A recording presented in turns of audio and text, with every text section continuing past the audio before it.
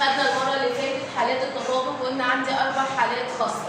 قلنا اول حاله عندي يتطابق المثلثان اذا تطابق ضلعان وزاويه محصوره في المثلث الاول مع نظائرهم في المثلث الاخر.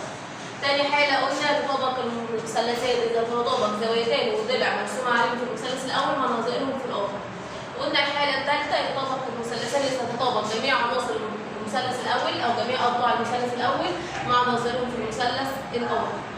رابع حاله قلنا الحاله الاخيره المثلث القائم، يتطابق المثلثان قائما الزاويه اذا تطابق وتر واحد ضلعي القايمه في المثلث الاول مع نظائرهم في الاخر. عايزين بقى نيجي دلوقتي السؤال بيديني ازاي؟ وقلنا المره اللي فاتت لما يديني ان هم متطابقين او انا اثبت ان هم متطابقين ازاي بعد كده بنرجع نطلع لهم في حاجه اسمها 3 شروط وحاجه اسمها 3 نتائج، بس الكلام ده مش بطلعه غير لما اقول ان هم متطابقين. زي هيجي لي السؤال بالطريقه دي، هيقول لي هنا اذا كان المثلثين متطابقين اكتب حاله التطابق. يعني انا الاول هبص على اول رسم هقول الاول اصلا في حاله من حالات التطابق نفذت فيها، لو هم متطابقين هطلع حاجه اسمها شروط وهطلع حاجه نتائج. لو هم مش متطابقين خلاص يبقى ما فيش اي حاله، يبقى لا في شروط ولا في نتائج. اول مثال عندي مديني هنا المثلث ا ب واو والمثلث د واو ج. لو نركز احنا قلنا بحاول امسك كل حاله او كل رسمه واشوف اي حاله من الحالات الاربعه اللي عندي هتتطابق. طب عندي هنا لو انا ركزت هلاقي عندي هنا ب، هلاقي ا ب عندي في السؤال مديهولي مديني ا واو بيساوي د واو اهو، عامل لي ده ا واو ده بيساوي د واو ده. طب تاني حاجه قايل لي ان الب واو بيساوي د واو، مديني الضلع دوت بيساوي واو ج. يبقى انا عندي حاجتين اهو، مديني ان ا واو بيساوي د واو، ومديني ان الب واو بيساوي ج واو، ومديني هنا ضلع او زاويه واو من المثلث الاول مع زاويه واو من المثلث الثاني.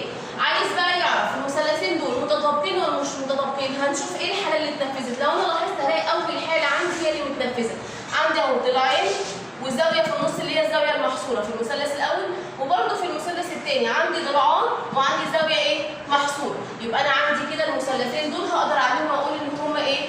متطابقين. ليه؟ ايه الحاله اللي اتنفذت؟ هقول له يتطابق المثلثان اذا تطابق ضلعان وزاويه محصوره في المثلث الاول مع نظائرهم في المثلث الاخر، لان المثلث الاول فيه ضلعان وزاويه محصوره والمثلث الثاني فيه ضلعان وزاويه محصوره. كده احنا ثبتنا ان هم متطابقين. طب هعمل ايه؟ قال لي هكتب حاجه اسمها 3 شروط. اهو هنيجي هنا عندي 3 شروط وعندي هنا 3 نتائج. عايزين بقى نكتبهم، مش بنكتب الثلاثه دول والثلاثه دول غير لما اثبت الاول ان هم متطابقين. قلنا الشروط يعني اللي اتنفذ عندي في الحاله. ايه الحاله اللي اتنفذت؟ ضلعان وزاويه، يبقى انا هكتب هنا ضلعين وزاويه. طب ايه الضلع الاول؟ هقول له ا واو، اكتب له هنا ا واو يطابق ايه؟ د واو، ادي كده اول ضلع. طب تاني ضلع ب واو يطابق ج واو، ادي ضلع الثاني. طب الزاويه كان ايه اسمها؟ د واو ج. يبقى اول حاجه د واو ج زاويه تطابق الناحيه الثانيه اللي هي اسمها ايه؟ ا واو ب، ا واو ب. يبقى انا كده ثبت هنا في ضلعان وزاويه. قلت النتائج بعمل ايه؟ بكملهم. يعني ايه بكملهم؟ يعني انا في الشروط خدت ضلعين، يبقى انا مش فاضل لي في المثلث غير ضلع واحد هو اللي عندي، هنكتبه بقى في النتائج اللي عندي. هنا ا ب ده اللي فاضل، يبقى اقول له ا ب هستنتج ان الا ب دوت يطابق د ج. يبقى انا كده خلصت الايه؟ الاضلاع كلها.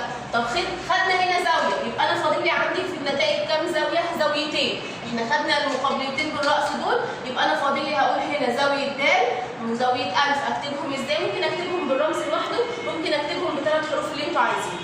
تمام؟ بس ما دام مش مشتركه يبقى لازم ممكن اكتبهم بحرف. انا كتبت دول ب3 عشان هي مشتركه. طب دول مش مشتركين، قال لي ممكن اكتبهم بحرف واحد. بقول له زاويه د تطابق زاويه ايه؟ ا. طب الناحيه الثانيه فاضل زاويه ايه؟ اقول له زاويه ج تطابق زاويه ب. كتبناهم حرف عشان هم مش مشتركين.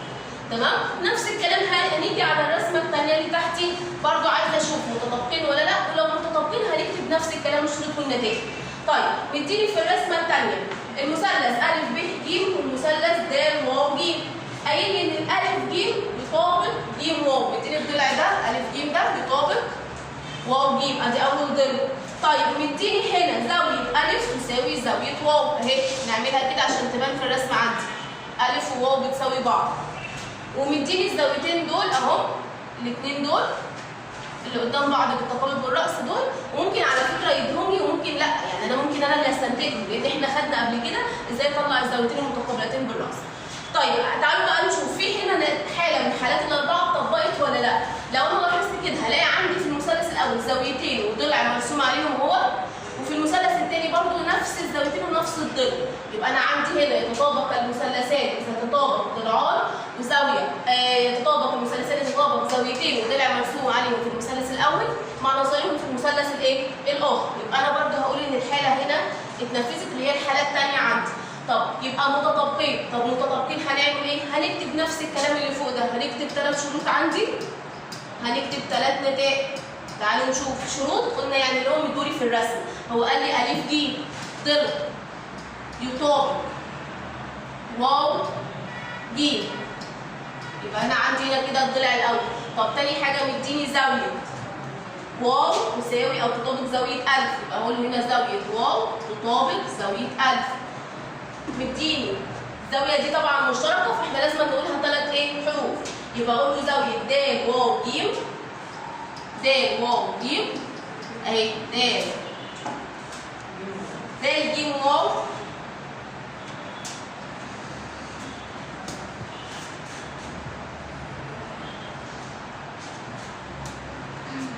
يبقى 3، عايزين نقول دي، يبقى د ج واو يطابق الناحية التانية اهو هنقول ايه؟ ب ج 1000، يبقى ب ج 1000. كده احنا قلنا ايه؟ الشروط. تعالوا نشوف النتائج. النتائج انا قلت ضلع في الشروط، يبقى فاضل لي هنا ضلعين. طب ايه هما الضلعين اللي عندي؟ انا عندي د واو وب 1000 اللي قدام بعض اهو، يبقى د واو يطابق أ ب.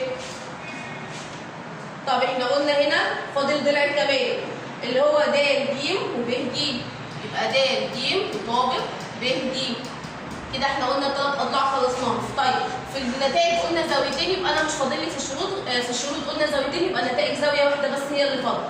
يبقى اقول له طبعا مش مشتركه، فاقول له زاويه د تطابق زاويه ب. قلنا حرف واحد عشان هي مش مشتركه مع حاجه. طيب هنجيب اللي بعديه. هنيجي هنا على رقم 3، بيقول لي هنا مديني مثلث واو ه د ومثلث أ ي ج. قايل لي عندي زاويه ه تساوي زاويه ي اهي، ه دي مع الزاويه دي. مديني زاويه د اللي هي ه د واو مع زاويه ج أ ي دي مع الزاويه دي، ادي في زاويتين اهو. مديني الضلع واو واو ه، قايل لي دوت بيطابق ج ي. تعالوا نشوف هنعمل ايه. اول حاجه انا عندي في المثلث الاول زاويتين، يبقوا في المثلث الثاني زاويتين متساويين. بالطبيعي كده هبقى عارفه على طول ان الزاويه الثالثه في المثلث الاول اهي تساوي الزاويه الثالثه في المثلث الثاني. المثلث الاول في زاويتين يبقى متساويين مع المثلث الثاني، يبقى على طول الزاويه الثالثه هتساوي الزاويه الايه؟ الثالثه. طيب تعالوا نشوف هنا، لو انا خدت الضلع اللي هو مديهولي ج ي، عندي عليه زاويه ي وعندي عليه زاويه ج. طب الضلع فوق واو ه، عندي عليه زاويه ايه؟ زاويه ه وزاويه واو. عايزين نثبت ايه؟ ان هما نفس الزاويتين، انا ما ينفعش اشتغل غير لما اقول ان هما نفس الزاويتين بيساووا بعض. طب انا عندي زاويه ي تساوي زاويه ه، وعندي زاويه ج تساوي زاويه واو، اهو نفس الزاويتين مرسومين على ضلع، وهنا نفس الزاويتين بالظبط مرسومين على ايه؟ على ضلع. تمام؟ يبقى هنا دي الزاويه الثالثه. يبقى انا عندي هنا الايه؟ الحاله او التطابق عندي اللي هو ايه؟ زاويتين والضلع مرسوم عليه. قلت اول ما نقول متطابقين هنكتب بقى الثلاثه بتاعتي على طول. ادي 3 هيتكتبوا الناحيه دي و3 الناحيه دي. 3 شروط و3 ايه؟ نتائج. طيب اول حاجه عندي هقول ايه؟ عندي مديني ضلع واو ه يطابق الضلع ج ي، بقول له هنا واو ه يطابق ج ي. ادي ضلع اهي، ممكن اكملها الناحيه الثانيه بس خلينا نقول الثلاثه الاول.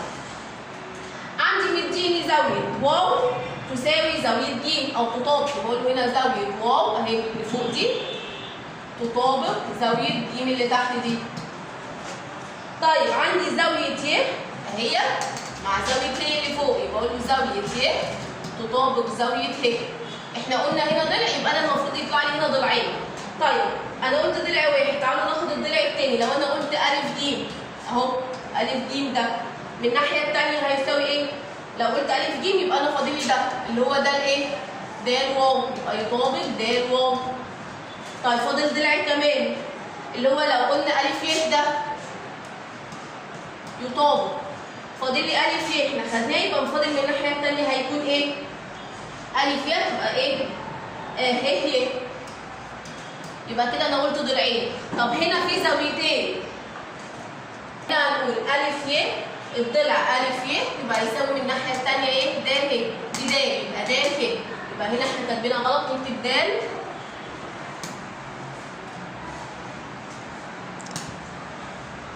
د ه. كده خدنا الضلعين. طب احنا هنا كنا كاتبين كام زاويه؟ زاويتين، كنا كاتبين زاويه واو وزاويه ي، فاضل لنا زاويه واو وزاويه ايه؟ قلنا هنا واو مع ج، وقلنا اله مع ال، فاضل الزاويه الثالثه يبقى له زاويه الف تطابق زاويه د. يبقى انا كده خلصت 3 اضلاع 3 زوايا. طيب نيجي على اللي بعدها، اخر واحده عندي بيقول لي هنا مديني مثلث ك س ص قائم الزاويه في ص، وعندي مثلث ك ع ص قائم الزاويه في ك. مديني هنا الضلع ك س اهوت، نبينها كده يطابق ع ص. يبقى مثلث قائم اهو، لو نلاحظ مثلث قائم والوتر بيساوي الوتر، فاضل ان انا الاقي ضلع واحد عشان الحاله تتنفذ. طب ايه الضلع التاني؟ هو مش مديني اضلاع، مش قايل لي هنا ان س ص تطابق ك ع، يبقى انا مش هقدر استخدمه. بس انا لو خدت بالي وركزت كده هلاقي ك ص ده ماله؟ قال لي ضلع مشترك. يعني ايه ضلع مشترك؟ يعني ضلع مرسوم في موجود في المثلث الاول وموجود في المثلث الثاني، فعشان كده بقول عليه ايه؟ ضلع مشترك. يبقى ك ص ده ضلع موجود في الاول والثاني، يعني هو كانه هقول ان هو بيساوي نفسه او بيطابق نفسه. يبقى انا كده عندي مثلث قائم، عندي وتر وعندي ضلع مشترك، يبقى برضه هقول ان الحاله دي ايه؟ تطابق. طب ايه الحاله؟ هقول تطابق ان المثلثان قائما الزاويه اذا تطابق وتر واحد ضلعي القايمه في المثلث الاول مع نظائرهم في الاخر. طب هنكتب نفس الكلام، هنكتب اهو اول 3 عندي اللي هي ال3 شروط، وهنا هنكتب ال3 نتائج اللي عندي اللي هستنتجها. طب اول حاجه احنا قلنا ايه؟ زاويه ص تطابق زاويه ك، عشان دي 90 ودي 90 زيها، يبقى اقول له هنا زاويه ص تطابق زاويه ك، ادي زاويه. طب مديني ايه تاني؟ مديني ان ك س يطابق ص ع، يبقى انا هكتب له ك س يطابق ص ع، ادي ضلع. طب واحنا لسه قايلين ك ص ده ماله؟ قلنا ضلع مشترك، يعني مرسوم في الاول وفي الثاني، يبقى اقول له هنا ك ص ضلع مشترك. ممكن بدل ما اقول ضلع مشترك اقول هنا ك ص يطابق ك ص، يعني هو في الاول وهو في الثاني برضه. طب ال3 نتائج اللي عندي نلاحظ هنا، انا هنا قلت ايه؟ قلت عندي زاويه، يبقى انا هستنتج زاويتين. طب تعالوا نشوف الزاويتين اللي عندي. احنا قلنا هنا، احنا قلنا ك تطابق ايه؟ ص، يبقى انا فاضل لي الناحيه دي ايه؟ عين مع س، بقول له هنا زاويه عين تطابق زاويه س. طب كده خدت ايه؟ خدت الصاد وخدت ايه؟ السين، فاضل الايه؟ بس الكاف هنا بقى ايه ديت؟ لازم نقولها ايه؟ 3 حروف عشان مشتركه مع اللي فوق هي ودي، فاحنا هنكتبها 3 حروف مع بعض عشان نقولها. يبقى س ك ص، س ك ص دي زاويه تطابق، هنقول من دي برضه هنقولها ايه؟ 3 حروف، تمام؟ عشان نركز مع بعض. يبقى اقول له هنا عين ص ك، يبقى الزاويه دي اهي دي مع دي، استنتجت ان هم مطابقين. طب انا هنا في الشروط قلت ضلعين، في ضلع مشترك وفي ضلع مطابق، يبقى انا فاضل لي في النتائج ايه؟ ضلع واحد بس. يبقى انا قلت هنا مش فاضل لي غير ان انا اقول ان عين ك ومن الناحيه الثانيه س ايه؟ ص. يبقى اقول له هنا الضلع عين ك يطابق الضلع ايه؟ س ص.